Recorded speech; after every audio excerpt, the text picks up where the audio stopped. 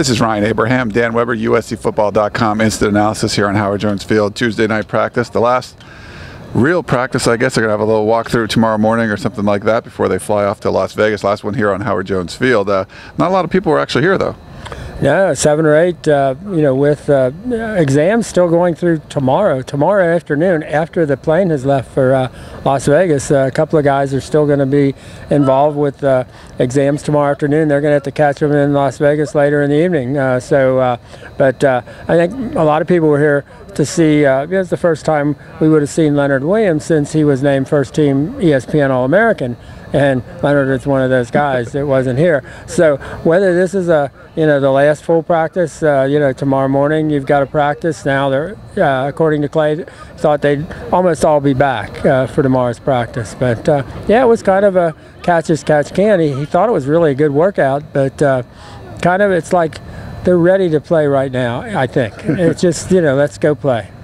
A lot of talk from Clay, had a lot of questions about this team, a bunch of young guys going to Las Vegas and trying to keep their noses clean. I think the perception wasn't that great down in El Paso last year. Obviously a different kind of town in Las Vegas. What was everyone saying about how they're going to survive in Las Vegas and keep everyone sane? Well, I think it's a couple of different things. El Paso, they got off on the wrong foot before they got there. El Paso was already mad at them for, tweets and other things. So they were already, on the downside going into El Paso. I think this is one everybody's kind of excited to be going there. It's a good game. They're playing somebody ranked, certainly higher than they are, a big challenge, and they've got a chance to win 10 games. So it really matters. Last year, El Paso was just, there was a place they didn't really want to be there, and it was more, I think they just didn't want to be playing that game. Whereas this one, I think they really do want to be playing it. I think it's kind of an attitude right now. Again, let's kick it off. We really want to get going and move on to the rest of their lives, because I think a lot of them don't know where that next step is. New coaching staff, new relationships they've got to build up with 6, 7, 8 guys on that kind of edge as far as the NFL is concerned. It's just I think they'd rather play the game and then see what happens after the game. But first the game, and it'd be interesting to see where they are, because they haven't had a chance to do much tackling in the last couple of weeks. They haven't practiced a lot in the last couple of weeks. So he started off with 8 days off. So I think it was maybe 5 practices in 17 days. So I don't know. You mentioned the motivation factor, and I actually talked to, if you listen to our podcast today, the Armchair Quarterback podcast, talked a couple of the Fresno media members. Of course, up in Fresno, there is really no motivation needed for this. This is a big game for them.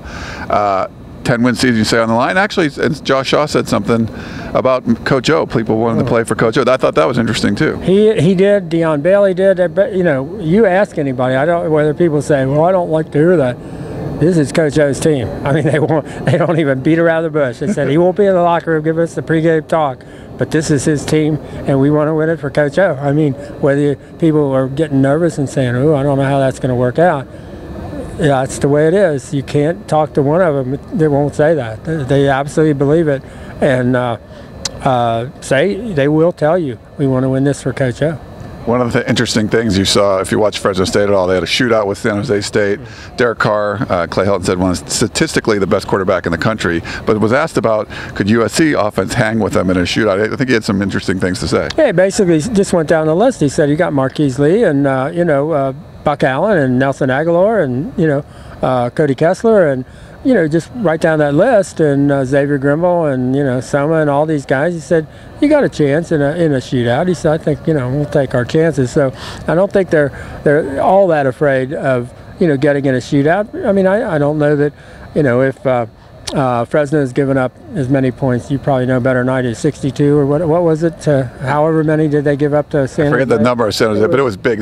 Derek Carr threw 6 touchdown passes in the first half, and they were behind. If that tells you anything. Right. So I think they think, well, we can. This is if ever there was a game where you want to go in with all your skilled personnel ready to play, this is the game, and they feel like they are. I mean, I think we had a little breath-holding session when there was a kind of a mid-air collision, and Marquise Lee took a while to get up, and then on the next play they throw a 70. It was 7-on-7, but they throw a 70-yard touchdown pass to Marquise. Yeah. So it was like, oh, okay, everybody could relax and exhale. But yeah, I think they need.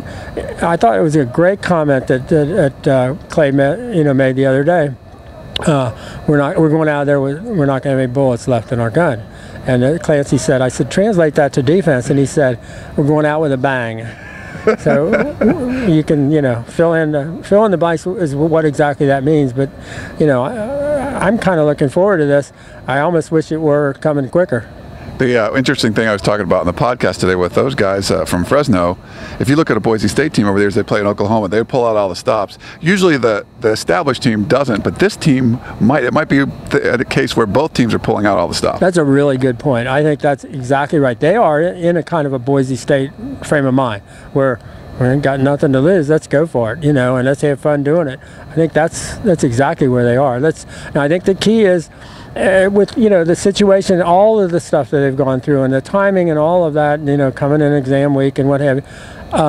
Are they up to speed or not? And I don't think we know. I mean, I thought they had energy today. It was kind of a quiet practice, but Clay thought it was very energetic, and that he really liked practice. But where are you when they kick off at 12:30 Saturday? Are you up to speed or not? That's the question, and that's why you got to go to games and watch them live, because you just don't know. We certainly don't. All right, well, let's go wrap it up here from Howard Jones Field. For Dan Weber, it's Ryan Abraham. Check out uscfootball.com for more information.